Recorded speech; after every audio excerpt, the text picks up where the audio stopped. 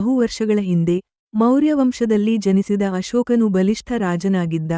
ಯುವ ವಯಸ್ಸಿನಲ್ಲಿ ಅವನು ಯುದ್ಧಗಳಲ್ಲಿ ಗೆದ್ದು ಭಾರತವನ್ನು ತನ್ನ ಆಳ್ವಿಕೆಗೆ ತಂದನು.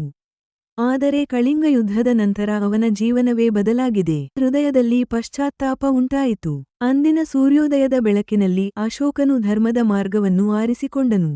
ಅವನು ಬೌದ್ಧ ಧರ್ಮವನ್ನು ಸ್ವೀಕರಿಸಿ ಅಹಿಂಸೆಯ ಮತ್ತು ಸತ್ಯದ ಮಾರ್ಗವನ್ನು ಬೋಧಿಸಲಾರಂಭಿಸಿದ. ಸಾವಿರಾರು ಜನರ ರಕ್ತದ ನಡುವೆ ನಿಂತು ಅವನ ಹೃದಯದಲ್ಲಿ ಪಶ್ಚಾತ್ತಾಪ ಉಂಟಾಯಿತು. ಅಂದಿನ ಸೂರ್ಯೋದಯದ ಬೆಳಕಿನಲ್ಲಿ ಅಶೋಕನು ಧರ್ಮದ ಮಾರ್ಗವನ್ನು ಆರಿಸಿಕೊಂಡನು. ಅವನು ಬೌದ್ಧ ಧರ್ಮವನ್ನು ಸ್ವೀಕರಿಸಿ ಅಹಿಂಸೆಯ ಮತ್ತು ಸತ್ಯದ ಮಾರ್ಗವನ್ನು ಬೋಧಿಸಲಾರಂಭಿಸಿದ. ಸಾಮ್ರಾಜ್ಯದೆಲ್ಲೆಡೆ ಧರ್ಮ ಶಿಲಾಶಾಸನಗಳು ಅಳವಡಿಸಿದ. ಅವುಗಳಲ್ಲಿ ಮಾನವೀಯತೆ, ಕರುಣೆ ಮತ್ತು ಶಾಂತಿಯ ಸಂದೇಶಗಳು ಇವೆ.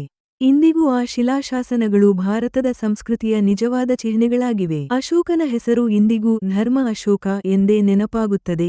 ಬಲದಿಂದ ರಾಜನಾದವ, ಆದರೆ ಧರ್ಮದಿಂದ ಮಹಾರಾಜನಾದವ.